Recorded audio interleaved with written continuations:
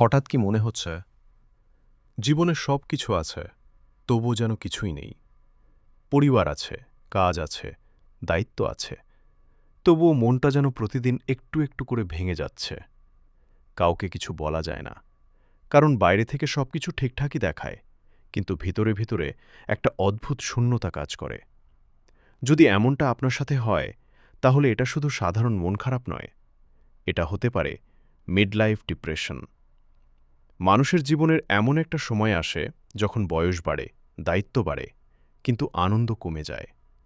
একসময় যে স্বপ্নগুলো খুব রঙিন ছিল, আজ সেগুলো বাস্তবতার চাপে ফিকে হয়ে গেছে। নিজেকে তখন প্রশ্ন করতে ইচ্ছে করে, আমি কি সত্যিই সুখী? মিডলাইফ ডিপ্রেশনের পেছনে থাকে অপূর্ণ স্বপ্নের চাপ, অর্থনৈতিক দুশ্চিন্তা, পারিবারিক দায়িত্ব, শরীরের ক্লান্তি, আর এক ধরনের নীরব একাকিত্ব। চারপাশে মানুষ থাকলেও মনে হয় কেউ আমাকে বুঝছে না।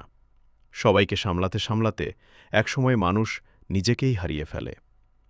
এই ডিপ্রেশন খুব নীরবে আসে, সবসময় ক্লান্ত লাগে, কোনো কাজে আগ্রহ থাকে না, ছোট ছোট বিষয়ে বিরক্তি কাজ করে, রাতে ঠিকমতো ঘুম হয় না, নিজের উপর বিশ্বাস কমে যায়, অকারণে মন খারাপ লাগে, এমনকি অনেক সময় জীবনকেও অর্থহীন মনে হয়। সবচেয়ে কষ্টের বিষয় হল, এই বয়সে মানুষ বাইরে থেকে সবচেয়ে বেশি হাসে, সবচেয়ে বেশি স্বাভাবিক থাকার অভিনয় করে, পরিবারের সাথে কথা বলে, কাজ করে, দায়িত্ব পালন করে, কিন্তু ভিতরে ভিতরে চুপচাপ ভেঙে পড়ে। কারণ তারা ভাবে, এত বড় মানুষ হয়ে এখন আবার কষ্টের কথা বলবো কাকে? কিন্তু মনে রাখবেন, মিডলাইফ ডিপ্রেশন মানে জীবন শেষ নয়, এটা জীবনের একটা ক্লান্ত সময় মাত্র। নিজেকে দোষ দেওয়া বন্ধ করুন, কারো সাথে মনের কথা বলুন, প্রতিদিন একটু হাঁটুন, ঘুম ঠিক করুন, নিজের জন্য নতুন ছোট ছোট লক্ষ্য তৈরি করুন, আর প্রয়োজন হলে মানসিক বিশেষজ্ঞের সাহায্য নিন।